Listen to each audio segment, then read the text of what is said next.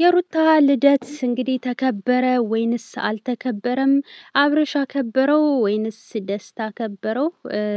የእውነት ተከብሯል ወይ? ታርቀዋል ወይንስ አልታረቁም? እየተባለ እንግዲህ አንዳንድ ጥያቄዎች አሉ። ሙሉ መረጃውን የማቀርብላችሁ ይሆናል። እስከ ቪዲዮ ፍጻሜ አብራችሁን ቆዩ። ሰላም አለይኩም ወራህመቱላሂ ወበረካቱ። ውድና የተከበራችሁ የቻናል ቤተሰቦች ሰላማችሁ ይብዛ። ለዚህ ቻናል አዲስ የሆናችሁ ሰብስክራይብ፣ ላይክ፣ ሼር እያደረጋችሁ ቤተሰብ ሁኑ።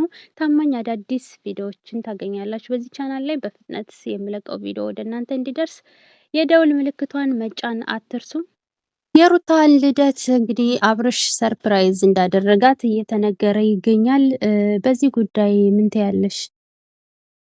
እንግዲህ በትላንትናው ዕለት በሚያምር ሁኔታ በጣም በሚያምር ዲኮር በሚያምር ሁኔታ አሳምሮ ሰርፕራይዝ አድርጎ በደስታ በጣም ከአቅሟ በላይ ደስታ በማሳየት ልደቷን እንዲያከበረች ነው የሰማነው። እንግዲህ ደስ ይላል በጣም።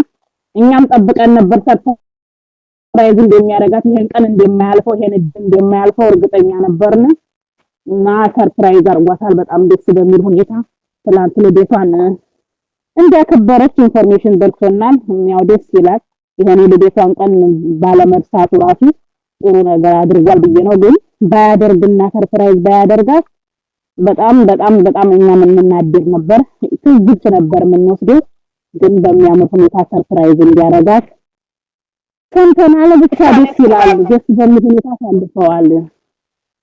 ያው የሱ ነገር ታውቂያለሽ እንግዲህ አልጨበጥ ብሏል። አንዳንድ ጊዜ የሚናገራቸው ነገሮች ተቃራኒ ሆኖ እናገኛቸዋለን። አንዳንድ ጊዜ ደግሞ አያከብርም እንደዚህ አያደርግም ሲባል ደግሞ ድንገት ሰርፕራይዝ አድርጎ ይገኛልና ብቻ እሷን ሰርፕራይዝ ስላደረጋት እጅግ በጣም እኔም ደስ ብሎኛል።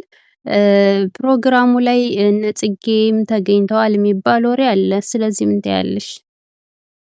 ሁሉም ተገኝተዋል። ጽጌ፣ እነ ሜሪ በቃ በጣም ብዙ የጽጌ ጓደኞች ሁሉ ተገኝተው በደስታ በጣም በሚያምር ሁኔታ ሁሉም ጓደኞቿ በተሰበሰቡበት በሚያምር እንደውም ከእነሱ ጋር ተባብረው አብረው ምናምን ሆነው ነው ዲኮሩንና ሁሉን ነገርም ሰርፕራይዝን ያዘጋጁት። ያው ታውቂያለሽ ቀኝ እጅና ቀኝ እጅ ሆነዋል እነ ጽጌና እና አብርሽ። አሁን ድሮ ጠላት የነበሩ ሰዎች ጠላት ወዳጅ ይሆናል የሚባለው አባባል በእነሱ አይተናልና እነሱ አሁን በጣም እጅ ለእጅ ተያይዘው በጣም በብዙ ነገር ሰፖርት በመደራረግ የሚታወቁ ሆነዋል። አሁን ደስ ይላል እና ሁሉንም ነገር አድርገው ያው ሰርፕራይዝ አድርገዋታል። እሷም በደስታ አንብታለች እና በጣም ደስ ይል ነበር የትላንትና ውሏቸው።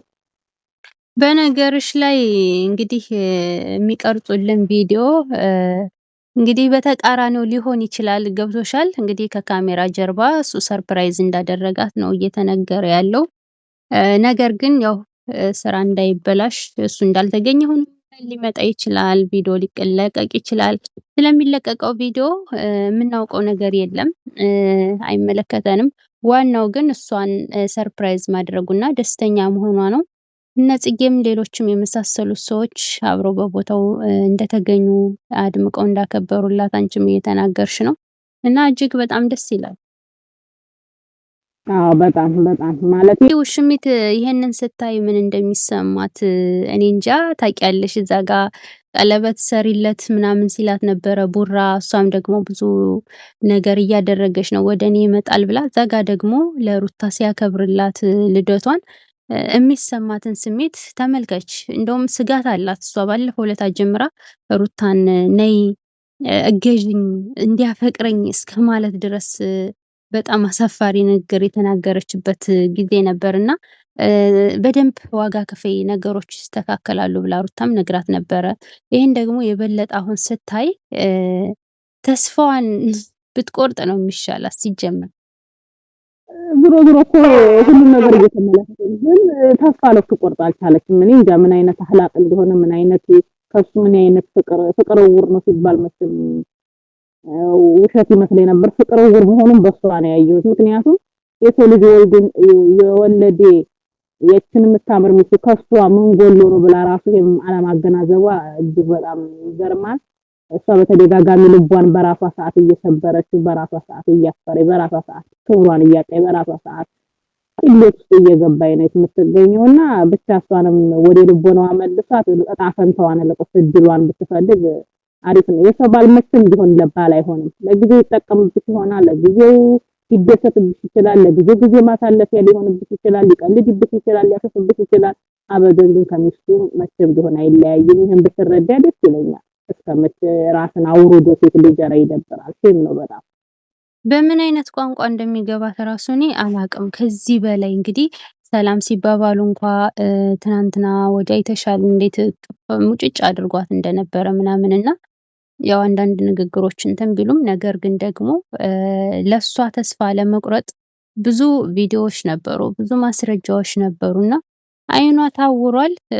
በምን አይነት ቋንቋ ተነግራ ረድታ እንደምትርቅ ራሱ ለኔ ግራ ገብቶኛል። እንግዲህ ውሽሜት ተስፋሽን ቁረጭ ነው የምለው እንደኔ። እና ተስፋ መቁረጥ አለባት። የራሷን ህይወት መጀመር አለባት። የራሷን ላይፍ ማስተካከል አለባት። ለወደፊት ህይወቷ መጨነቅ አለባት። ይሄን የሚያየው ነገ ጧት እሷን የሚፈልገው ይሄን ነገር ሲያየው እጅግ በጣም እኔ እንጃ።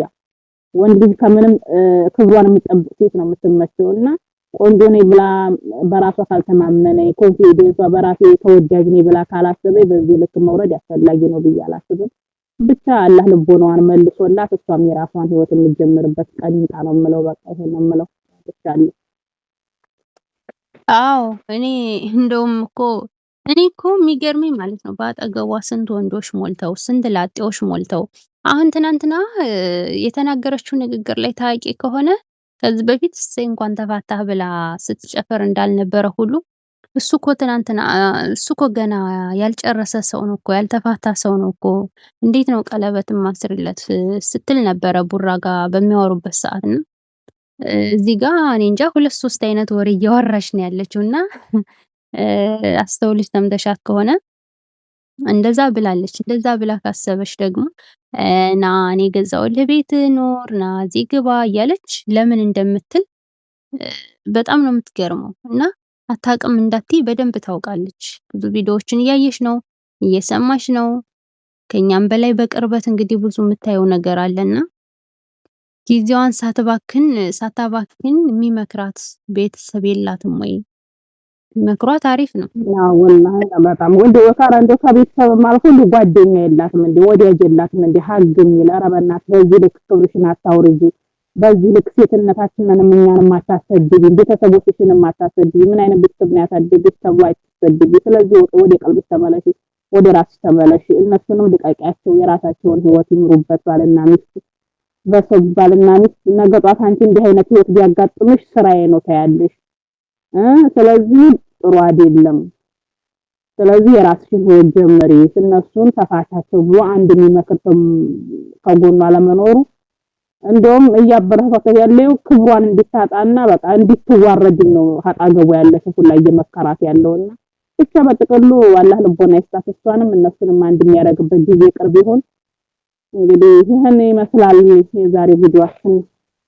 አዎ እና እነዚህ 3 ሰዎች ከአጠገባቸው ንቅል ብለው ቢጠፉ ቢሄዱ የራሳቸውን ህይወት ቢመሰርቱ ከነሱ ህይወት ቢወጡ በጣም መልካም ነው። ፈጣሪ ደግሞ አይቸኩልም እንጂ ሁሉም የዘራውን ያጭዳል። እነዚህ 3 ሰዎች የዘሩትን ማጨዳቸው የማይቀር ነው፣ የጊዜ ጉዳይ ነው። ግን ደግሞ የወለደ ሰው ተራርቆ ለማይራራቀው ነገር እናንተ ብትወጡ መልካም ነው። ይኸው እንግዲህ ሰርፕራይዝ እንዳደረጋትም እየተነገረ ይገኛል። በተረፈ የኔ ወዶች እንግዲህ በቀጣይ ቪዲዮ የምንገናኝ ይሆናል። ለነበረን ቆይታ እጅግ በጣም እናመሰግናለን። እስካሁን ደከመኝ ሰለቸኝ ሳትሉ አብራችሁን የቆያችሁ ፈጣሪ ይጠብቃችሁ። ላይክ ሰብ ማድረጋችሁን አትርሱ። በቀጣይ ቪዲዮ እስከምንገናኝ ሰላም ቆዩልኝ።